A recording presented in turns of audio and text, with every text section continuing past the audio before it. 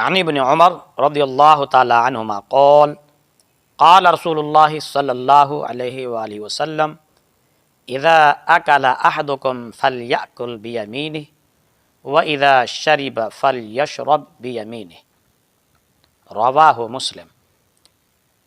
حضرت عبداللہ ابن عمر رضی اللہ تعالی عنہما بیان کرتے ہیں کہ رسول کریم صلی اللہ علیہ وآلہ وسلم نے فرمایا، جب تم میں سے کوئی کھائے تو وہ اپنے دائیں ہاتھ کے ساتھ کھائے، اور جب پیے تو دائیں ہاتھ کے ساتھ پیے۔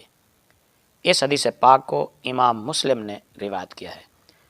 چاہے پانی پیے یا کھانا کھائے یا کوئی اور چیز کھانی ہو تو دائیں ہاتھ سے ہی کھانا چاہیے، پینا ہو تو بھی دائیں ہاتھ سے ہی پینا چاہیے۔ یہ سنت ہے، اس میں برکت ہے، اور نبی کریم صلی اللہ علیہ وآلہ وسلم کے ہر فعل اور ہر حکم میں حکمتیں بہت ہیں۔